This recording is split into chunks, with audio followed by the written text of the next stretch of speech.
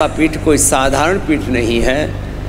यहाँ से 10 11 तो बड़े बड़े आचार्यों का उद्गम हुआ है। 14 आचार्यों का यहाँ से विस्तार हुआ है, अपने आचार्यों की महान परंपरा का। और उसी में ही हमारे महायोगी, महापुरुष, महासिद्ध ऐसे हमारे पूज्य मलूक जी महाराज जी का भी संबंध इसी पीठ से। तो ये भगवान का एक विधान है कि हमारे रैवासा पीठाधीश्वर भी हैं और मलूक पीठाधीश्वर भी हैं। ऐसे हमारे अग्रदेवाचार्य जी जिन्होंने अपने पूर्वजों की पावनी परंपरा को बहुत यशस्वी किया है। और मैं तो पूज्य महाराज जी की रहनी सहनी को नज़दीक से देखता हूँ और इनका हम पर अनुग्रह है कि कभी कभी हमको ये सेवा का सौभाग्य पतंजलि योग पीठ में संत कुटीर में हमको दे देते हैं। आपकी कृपा से ही स्वस्थ हैं। नहीं, और एक बात है, पूज्य महाराज जी अभी जो है थोड़े दिन में आपको हमारे ही बर के नजर आएंगे। अब करीब करीब पहुंचा ही गए हैं हमारे। और देखो, मन प्राण चित्त चेतना आत्मा विचार संस्कार से तो हम एकात्म हैं, साधु में द्वैत होता ही नहीं। लेकिन ये जो देह में भी जो द्वैत है वो भी अद्वैत में प्रतिष्ठित हो जाएगा। ऐसे पूज्य महाराज जी की आत्यंत की प्रीति है। आज हमने कहा कि उपदेश देने तो आए नहीं, हम तो यहाँ दर्शन करने। देखो, जो सिद्ध पीठ होती है वहाँ पर उपस्थिति मात्र से ही अपने भीतर एक अनंत दैवी ऊर्जा का संचार हो जाता है। संतों की दृष्टि से संत का संतत्व, उसकी तपस्या, उसकी साधना यहाँ से आगे बढ़ती है। सदगृहस्थों की दृष्टि से आपके जीवन के अनिष्ट निवृत्त होते हैं, आपके जो इष्ट हैं वो प्रसन्न होते हैं और जो आपके अभीष्ट हैं वो आपको प्राप्त होते हैं। तो ये साधारण पीठ नहीं होती ऐसे। और यहाँ से जीवन की चेतना, जीवन की जागृति भी मिलती है। तो महाराज जी ने कहा कि थे राजस्थानी जानो हो, तो राजस्थानी में मारवाड़ी में एक दो भजन भी। अब तो भजन का अच्छा, यहाँ यजन भी होता है, धूणा है, यहाँ भजन भी होता है। और यहाँ अभी वेद पाठशाला और चारों वेदों का अध्ययन भी होता है। इसके लिए बहुत बहुत अभिनंदन है। वेदो अखिलो धर्म मूलम, हमारे धर्म का, हमारी संस्कृति का मूल हमारा वेद। और आइए महाराज विराजमान, आइए आइए आइए महाराज। ऐसे महाराज महापुरुषों का दर्शन और इतना आनंद हो रहा है। तो महाराज जी ने कहा, महाराज इनको ये दुनियादारी में कैसे समझदारी से चलना है, तो राजस्थानी रो मारवाड़ी रो एक भजन है। महाराज महाराज प्रणाम महाराज। या दुनियादारी में थे, समझदारी थे नहीं चालो तो फिर जिंदगी गिरो हाल बहुत बुरो है। तो क्या करनो, दुनियादारी ओ गणगारी, बहुत अवगुण भरे पड़े इसमें। दुनियादारी ओ गणगारी, जन भेद मत दीजोए, हेली मारी निरबै जोए। और जिधर संत कहते हैं बस उधर आगे बढ़ो महाजनो, यन कथा सपंथा संस्कृतेन गमे मही मां श्रुतेन विराधिसी। ऐसी जागृति के साथ केवल धर्म के पथ पर, सत्य के पथ पर, हमें भगवान के पथ पर ही कदम आगे बढ़ाने। बस ये इतनी सी बात समझ में आ जाए तो जीवन में कितना सुख हो जाए। लेकिन इतनी बात समझ में आती नहीं, लोग पता नहीं कौन सी नींद में सोए हुए। तो एक महाराज राजस्थान में एक भजन और गावे, सोया सोया क्या करे और सोया आवे नींद, जम सिराने न्यू खड़ा जणु तोड़ना व्या नींद।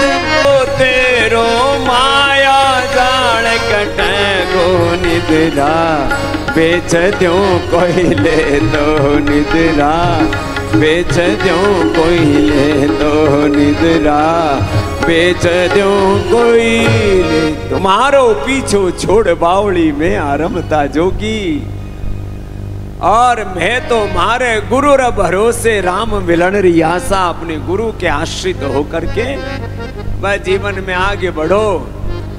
तो आज मैं पहले ही कह रहा था, मैं आज कथा प्रवचन करवा वास्ते गुनी आया, आज तो मात्र स्थान रो दर्शन करने वास्ते आया अठे, और थारो दर्शन भी साथ साथ ही गयो। थाने खूब खूब आशीर्वाद, आपको बहुत बहुत धन्यवाद। भगवान आप सबको खूब राजी रखे। और जैसे मैंने कहा, ये स्थान तो सिद्ध पीठ है, यहाँ से हमारे अनिष्ट मिटते हैं, हमारे इष्ट तो प्रसन्न होते ही हैं, और जीवन में जो हमारा अभिष्ट है वो हमें सिद्ध होता है। और ऐसे में भी जो हमारे पूर्वाचार्य हैं उनकी तपस्या तो जग विदित है। और इस समय भी हमारे संत समाज में, हमारे साधु संतों में, हमारी ऋषियों के वंशधरों के रूप में कोई महापुरुष जो ऋषियों की ज्ञान परंपरा, उनकी भक्ति परंपरा और उनकी सेवा साधना तपस्या को एक साथ लेकर के आगे बढ़ रहे हैं, तो हमारे पूज्य राजेंद्र दास जी महाराज जी। जहाँ ज्ञान भी है, जहाँ भक्ति भी है, और जहाँ सेवा है, पुरुषार्थ है, परमार्थ है, तपस्या है, ऐसे हमारे पूज्य पिताश्री वो भी एक बड़ी विभूति हैं। और अब तो इनका सारा सांसारिक उत्तरदायित्व पूरा हो गया है। अब तो ये वैसे जीते जी मोक्षगामी तो ही, आप जीवन जीते जी मुक्त भी हो गए हो महाराज, जय हो। ऐसे आज हमको कई बार ऐसा लगता है कि यहाँ तो ज़्यादा वक्त, महापुरुषों को प्रणाम, ज़्यादा समय लेकर के आना चाहिए था। अब क्या करें, हम सुबह 8 बजे चल पड़े पतंजलि से। अब हमारी दिनचर्या में ऐसा 3 बजे दिनचर्या शुरू होती है, फिर हम अपना वैयक्तिक ध्यान करते हैं, फिर सारे बच्चे दौड़ते रहे इसलिए हम खुद ही दौड़ लगाते हैं, रोज़ रनिंग करते हैं। हाँ, साधु संत महात्माओं को कम से कम 80 साल की उम्र तक दौड़ते रहना चाहिए। जब मैं 100 का हो जाऊंगा तब समय आगे बढ़ाऊंगा। हाँ, अभी 80 का बोल रहा हूँ। हाँ, क्योंकि अपने आप को हम बुजुर्ग मानने लगते हैं 60 के बाद। 60 के बाद तो ठाठ से जीने का आनंद आता है महाराज। पहाड़ी बाबा महाराज कहते थे 60 पाठा, साधु 60 साल के पहले तक तो बालक रहता है, 60 साल में युवावस्था शुरू होती है। महाराज अभी हमारी शुरू ही हुई है। ये 74 में दौड़ रहे हैं, देखो महाराज 74 में दौड़ रहे हैं हमारे पूज्य स्वामी सोमेनानंद जी महाराज। एक बार जोरदार अभिनंदन है, ऐसे उत्साह रहना चाहिए।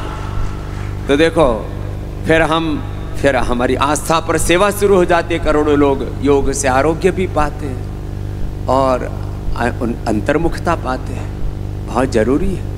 चारों तरफ भोग का बोलबाला है, भोग की महिमा में लोग डूबे जा रहे हैं, क्षणिक नाशवान पदार्थों के पीछे भी दुनिया पगलाई हुई है। योग की तरफ उनको मोड़ना, फिर इंडिया टीवी पर हमारा शुरू हो जाता है। तो 4-5 करोड़ लोग तो सुबह ही सुबह महाराज वो योग का और सब जो भी प्रसाद पाया है हम बांटते रहते हैं। फिर आज हम जल्दी करके उसका पहले रिकॉर्डिंग कर दी इंडिया टीवी की, तो इसलिए जल्दी निकले। अभी लखनऊ पहुंचना है, फिर लखनऊ से वापस हरिद्वार जाना है। तो ऐसे प्रवाह में अब महाराज जी की आज्ञा भी थी और महाराज जी से हमारी अनन्य प्रीति है। देखो, संतों में जो प्रेम होता है ना, उसमें नाम रूप स्वरूप पद प्रतिष्ठा कोई चीज़ मायने नहीं रखती है। हम तो देखो पूज्य महाराज जी के साथ पहले भी एकात्म थे, आज भी एकात्म हैं, और ये रेवासा धाम जो उसका अतीत का गौरव था उसको महाराज जी के आशीर्वाद से अब पुनः प्रतिष्ठा मिलेगी पूरे जगत ही भर में। ये साधारण पीठ नहीं है। 14 आचार्यों की परंपरा जहाँ से यशस्वी हो रही है, हुई है, जहाँ योग की सारी रिद्धि सिद्धि अष्ट सिद्धि नवनिधि दशम विद्या जो बड़े हमारे योग की विभूतियाँ कही जाती हैं, उन विभूतियों से संपन्न महापुरुष जो काल की सीमाओं से, विज्ञान की परिधियों से परे एक पारमार्थिक जो योग की अनुभूतियाँ होती हैं उनमें जीते रहे हैं। और इस पीठ को, ये जो इसका जो पुराना वर्चस्व है उसको लौटाने के लिए जो हमारे आदरणीय तिवारी जी जो पुरुषार्थ कर रहे हैं, एक बार उनके लिए भी जोरदार अभिनंदन। और घनश्याम तिवारी जी के साथ जो बालक आशीष है वह तो अप्रतिम बालक है, उसके लिए एक बार जोरदार अभिनंदन होना चाहिए। उसके तो नाम ही में आशीष है। एक बार खड़े हो जाओ आशीष, हाँ, एक बार आशीष के लिए भाई, नाम में ही आशीष है, इसके लिए जोरदार ताली बजाओ। बहुत प्यारा बच्चा है और निराभिमानी भाव से, निष्काम भाव से, जैसे ब्राह्मण बालक को होना चाहिए। एक दिन महाराज जी सुना रहे थे कि जो है ब्राह्मण होकर के कोई बीड़ी सिगरेट शराब पीता है तो गांव का शुअर बन करके पैदा होता है। ये महाराज जी ने कह दिया तो बखेड़ा नहीं, वह हमारे जैसे कोई कह देते तो हमारे पुतले जल जाते हैं। तो बहुत सारे ब्राह्मण क्या क्या कहाँ कहाँ वो भी भ्रमित हो गए महाराज। तो देखो ये ब्राह्मणोचित कर्म भी करता है और अपने स्वधर्म में भी जीता है और बहुत यशस्वी सेवाएं की है। तो घनश्याम तिवारी जी से लेकर के आशीष और सभी बालक अप्रतिम हैं साहब, कोई क्या उनका कहें। तो अब ये इस स्थान का यश गौरव सबको मिलके बढ़ाना है। और जो यहाँ पीठ के जो शिष्य भी हैं, देखो मैं लास्ट बात कह रहा हूँ, मेरा काम है सनातन धर्म के जितने भी मान बिंदु, योग है, यज्ञ है, वेद है, गौ माता है और सनातन धर्म के जो मूल सिद्धांत हैं, एकत्व सह अस्तित्व, एकत्वम अनुपश्यत सहनावतु सहनौ भुनक्तु परस्परम भावयन्तः श्रेयः परम अवाप्स्यथ संगच्छध्वम संवदध्वम। एकत्व सह अस्तित्व और सामंजस्य के साथ भगवान के पथ पर सबको लेते हुए चलना।